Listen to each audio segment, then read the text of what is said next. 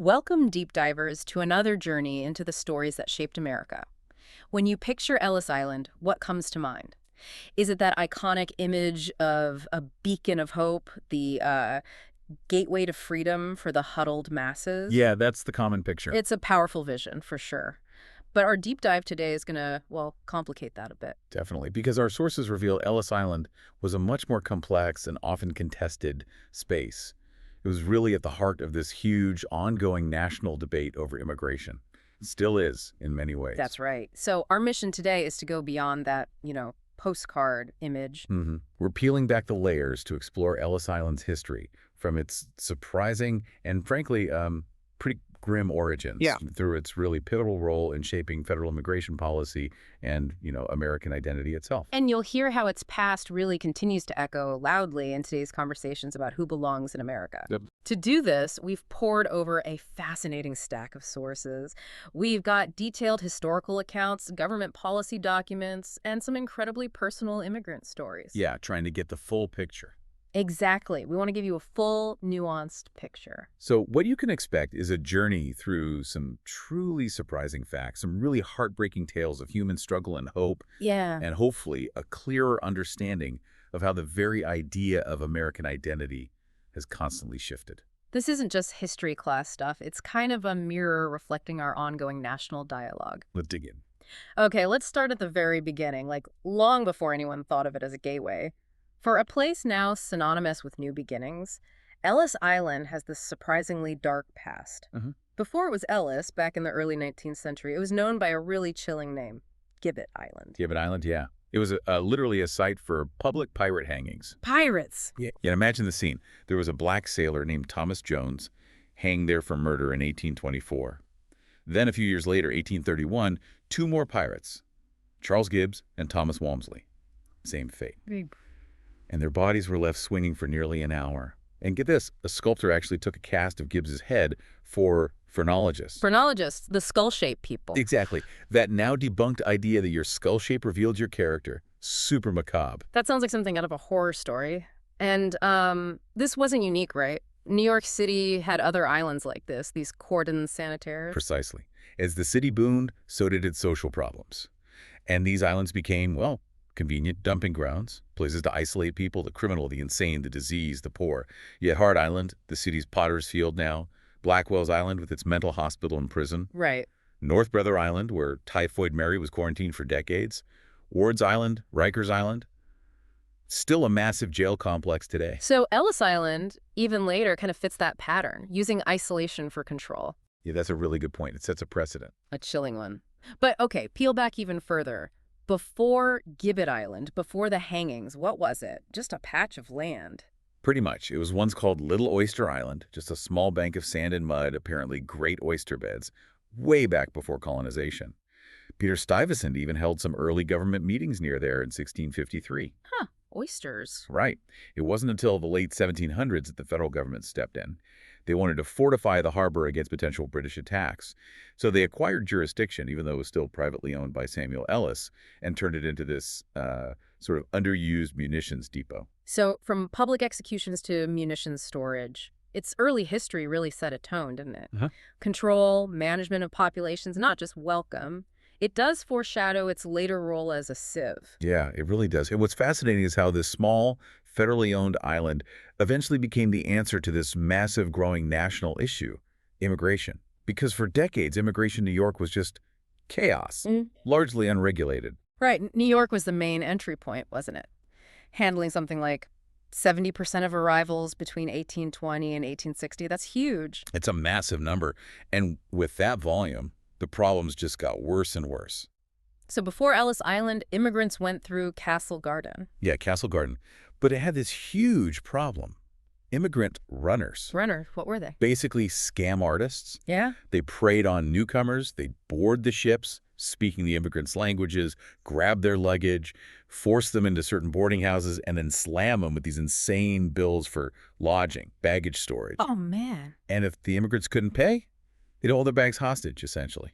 So Castle Garden, meant to help, actually kind of enabled this whole prosperous racket, as our sources put it. Figures like Isaiah Reinders making bank off it. Exactly. Conditions got so bad. There's this commissioner, Edmund Stevenson, who got so disgusted he basically said the country would be better off if Castle Garden just disappeared. Wow. So the pressure was really building for the federal government to step in and regulate things properly. Absolutely. Yeah. A new system was desperately needed. And that leads to Colonel John B. Weber being appointed. Who was this guy? Weber was a Civil War vet, a politician. He was put in charge of this new federal immigration setup. Interestingly, he admitted he knew almost nothing about immigration at first, like never had seen an immigrant level of knowledge. Seriously. Yeah. But his background was complex. He'd commanded a United States Colored Infantry regiment during the war, so, a man navigating big changes. Okay. And they picked Ellis Island for this new federal station? Why there? Well, a few reasons. One, it was already federal property, that old munitions depot. Mm. Two, being an island helped isolate it. Keep those predatory runners away. Exactly. Keep them away from vulnerable newcomers. But it was still close enough to Manhattan and, crucially, the railroads over on the Jersey side. Makes sense. But not everyone was happy about it. No, definitely not. Joseph Pulitzer, the newspaper guy, he went on a tear in the New York world, called it a downright desecration. He felt it was too close to the brand new Statue of Liberty. Said it turned the harbor symbol of liberty into a Babel, a place of confusion and control. That's fascinating. It really raises that core question right from the start. Was Ellis Island meant as a welcome mat or the first wall? A question that never really went away. Which brings us right into its operational years. The Civ in action, as it's often called, not just a gateway. January 1st, 1892. Annie Moore, a 17-year-old Irish girl, she's the first immigrant processed. She becomes this iconic face. Right, the famous Annie Moore.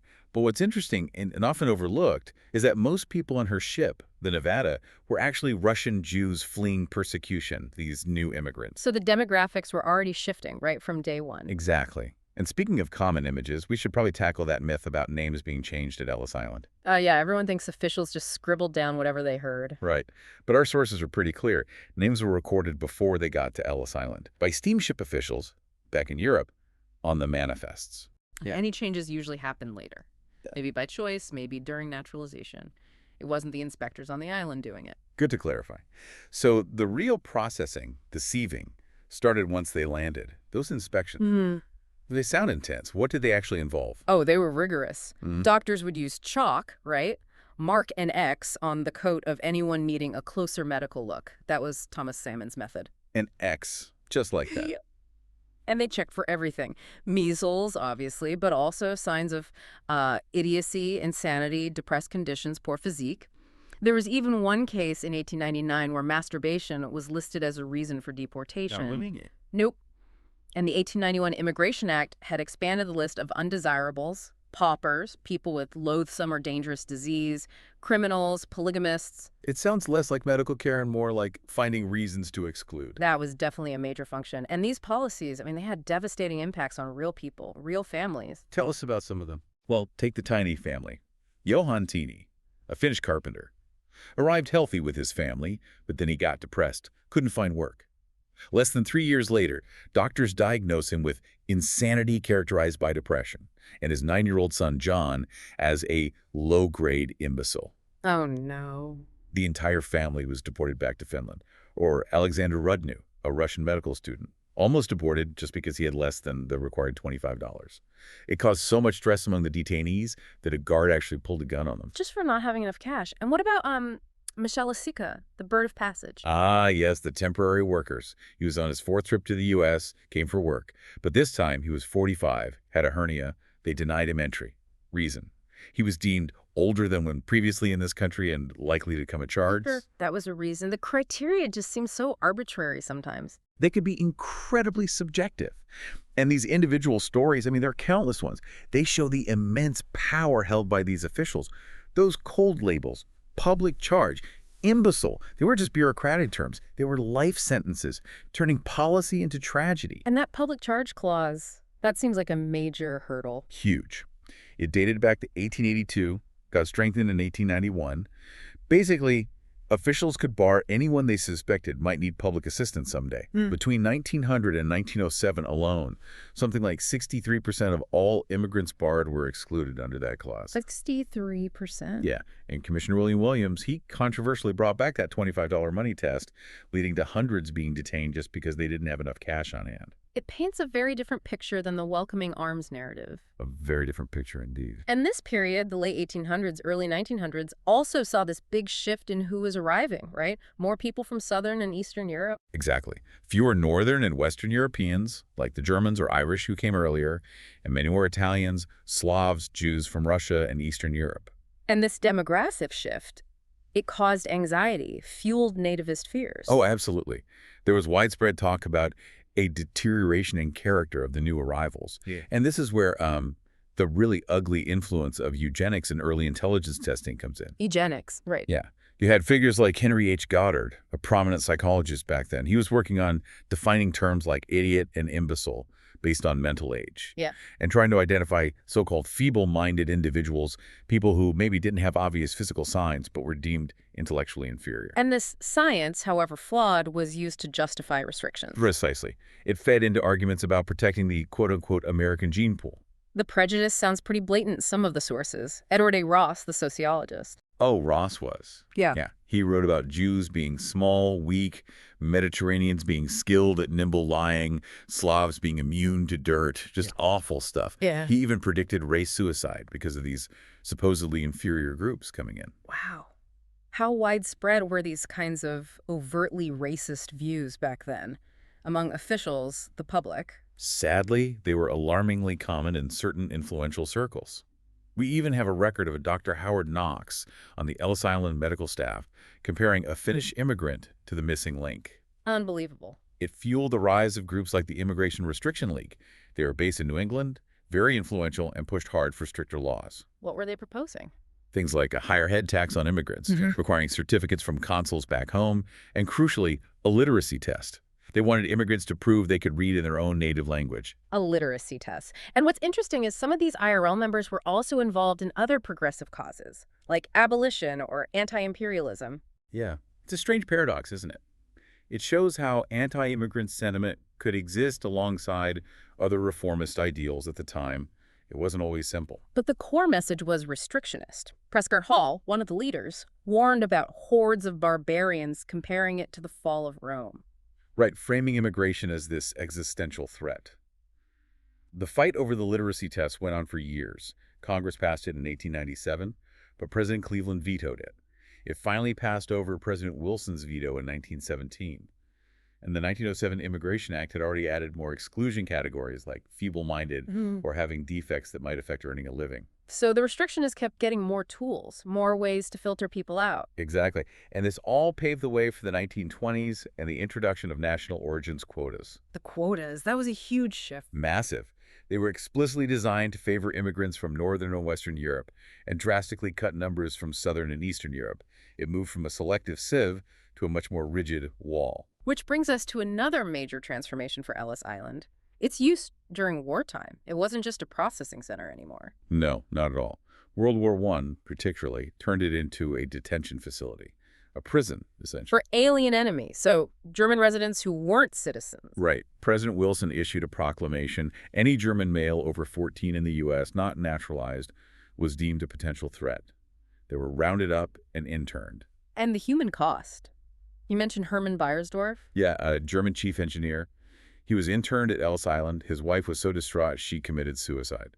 Just tragic. And fears were high, especially after things like the Black Tom Island explosion in 1916. Absolutely. Even though it was initially blamed on spontaneous combustion, it fueled suspicion and paranoia about foreigners, justifying these internments. Then after the war, you get the Red Scare. Fears shift from Germans to radicals, anarchists, communists. Congress adds anarchists and anyone advocating violent overthrow of the government to the list of excludables. Leading to more roundups, deportations, the famous case being Emma Goldman and Alexander Berkman. Exactly. The notorious anarchists. They were swept up and put on the USS Buford, the so-called Soviet Ark, and deported in December 1919. But it wasn't just famous radicals, right? You mentioned Joseph Palulek. Yeah, that story is wild. He was a Methodist, just attending some math classes where radicals also happened to be, deported as an anarchist based purely on association. Incredible. And even officials felt conflicted. Louis Post, Assistant Secretary of Labor, who actually favored open immigration. Right, he found himself legally obligated to sign Goldman's deportation order because of how strictly anarchism was defined in the law. Yeah. Real bind. And Fred Howe, the Ellis Island commissioner. He became deeply disillusioned, tried to make detention conditions more humane, but got slammed for being soft on radicals. He even presided over a Justice to Russia rally, which caused huge controversy. And this is where a young J. Edgar Hoover starts making his mark. Yes, Hoover was heading the General Intelligence Division, coordinating a lot of these anti-radical efforts, early days of his career. Then World War II repeats the pattern. Internment of enemy aliens. Yes, Germans, Italians, Japanese nationals, even some prominent people got caught up. Ezio Hinza, the famous Italian opera singer. Arrested. Why? Really flimsy reasons. Owning a swastika ring, supposedly being friends with Mussolini, he was detained. There was the Newport family, German immigrants, the father's citizenship got revoked, the whole family detained. Even American citizens involved in suspect groups, like William Gerald Bishop, a Christian front leader arrested for plotting bombings, ended up detained at Ellis Island. And the detentions didn't just end when the war did. No, that's striking. Hundreds were still being held in 1947, 1948. They were terrified of being sent back, especially to Soviet-occupied parts of Germany. And the Cold War kept Ellis Island in the detention business. It did. The Internal Security Act of 1950 targeted suspected subversives. People like the Czech actor Jerry Vasovic were detained. And you had these really difficult legal cases, like Ellen Nauf and Ignaz Medzai, non-citizens held indefinitely, often without knowing the charges against them. Because of the plenary power doctrine. Exactly. This legal idea that the government has almost total power over who enters or stays. It meant non-citizens, even physically present here, didn't always get full due process. They were legally considered to have never entered the U.S. So indefinite detention on an island just offshore, that must have been a PR nightmare. Huge. People started calling Ellis Island a concentration camp. That label really clashed with America's image during the Cold War. You know, the leader of the free world fighting communism. How do you square that circle, national security versus liberty and justice ideals? It became untenable. That tainted image, combined with the fact that processing was shifting elsewhere and it was expensive to maintain, led to its closure in 1954. So closed in 54, and then what? Just sat there. Pretty much. It fell into serious disrepair. Sources describe it as having an eerie and spooky atmosphere.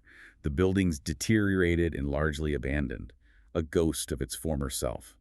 But the story wasn't over. It came back. It did. Starting in the 1970s, there was this resurgence of interest tied to a wave of white ethnic identity and nostalgia. People tracing their roots. Like Peter Sammartino's Restore Ellis Island Committee. Exactly. And then Lee Iacocca, the auto executive, got heavily involved. He led massive fundraising campaigns for both the Statue of Liberty and Ellis Island. What was his take on it? He saw the statue as the symbol, the ideal. But Ellis Island for him was the reality, the place of struggle, inspection, sometimes rejection, but ultimately for many, the start of their American success story. So the main building was restored, open for tours. Yes. But how we remember Ellis Island, that's still debated. That gateway versus wall tension persists. Like Philip Johnson's idea for a wall of 16 million? Yeah, that architectural proposal got heavily criticized. A wall. That sounds like exclusion, not welcome.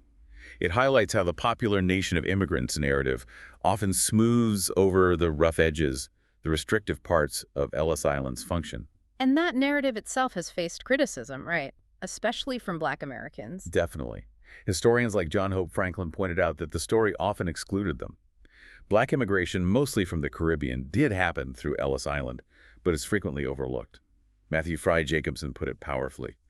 We didn't land on Ellis Island. My brothers and sisters Ellis Island landed on us, suggesting the dominant immigrant myth didn't fit the experience of Black Americans or indigenous peoples.